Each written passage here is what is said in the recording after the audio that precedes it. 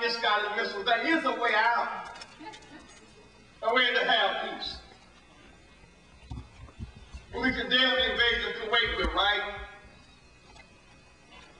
We say economic sanctions are working, we're right. I understand. He cannot expand beyond Kuwait. He has the hotels but no customers. The oil wells but no markets. Oil cannot get in, oil cannot get out. He can't grow. Sanctions are working. There are 3 articles in the UN resolution. We focused on 2. Article 1 condemned the invasion of Kuwait. Article 2, unconditional withdrawal. Article 3, resolve the Kuwaiti-Iraqi dispute. Let's focus a minute on the zone of dispute. Unconditional withdrawal does not mean ignore the zone of dispute. That was a dispute prior to the invasion. The invasion, annexation, occupation was one way to resolve the dispute, but that was a recognized dispute, recognized by the U.S., Kuwait, and the UN. It had to do with oil pricing, oil gouging, land values, and access to the sea. Why can't we be creative enough to agree to mutually no bombing during negotiations and after? There'll be fair, credible court, World Court, Arab Court, UN Court, to adjudicate the issues in dispute and proceed with the International Peace Conference. And why should that be for us so confusing? We're not talking about the Hussein Peace Conference. We're talking about the UN sponsored International Peace Conference. It predates August 2nd. To ignore the peace conference is reverse linkage. It's saying, in effect, unless we end the occupation in Kuwait, we will not proceed with peace. What about an invasion negates proceeding with peace for the region? There's a Middle East crisis, of which the Iraqi invasion of Kuwait is a mention of it. A commitment to no bombing, a commitment to negotiate in the zone of dispute, a commitment to an international peace conference. Well, the Mitterrand in Europe are already there. The world is searching for a way out.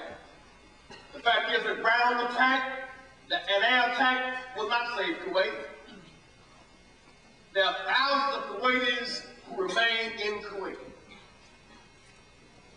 An all-out air attack will kill thousands of Kuwaitis to save them.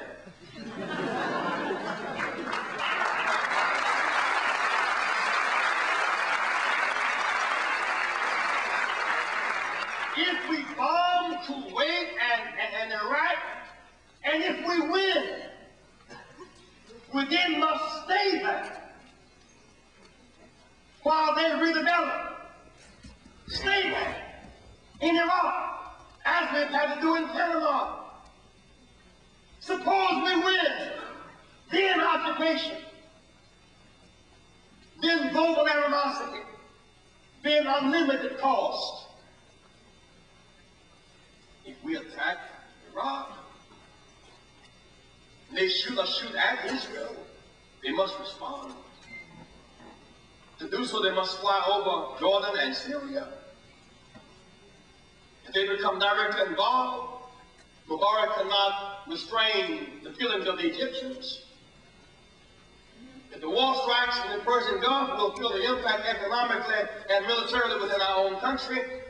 Why risk a world war using overkill and misguided missiles when we have the use of guided minds at our disposal? I'm sincerely convinced seeking Kuwait's sovereignty, regaining it is the right thing to do. But my friends, as we fight for self-determination in Kuwait.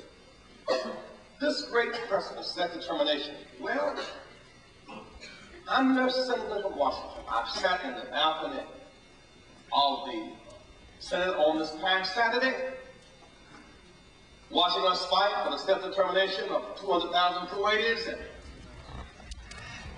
and 600,000 residents of Washington cannot vote. There are more troops in the Persian Gulf reserved from Washington than 18 states. More per capita than 48 states. If our reservists do not go to the Persian Gulf, they go to jail. Going to fight for principles in the Middle East, they're denied at home.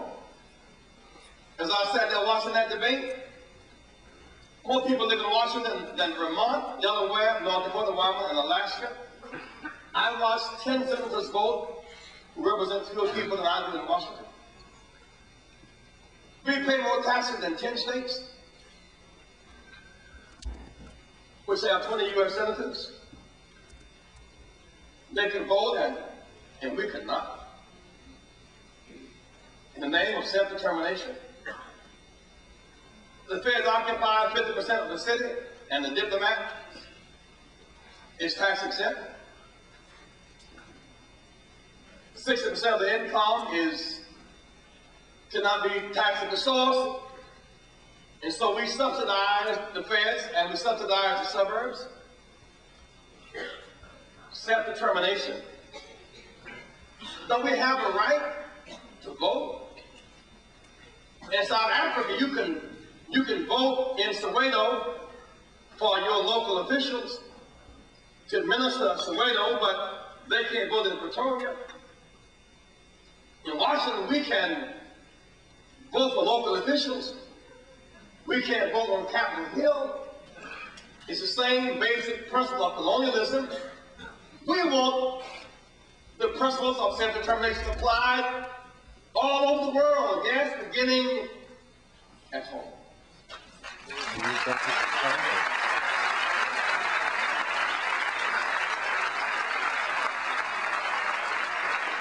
so I say to young America tonight,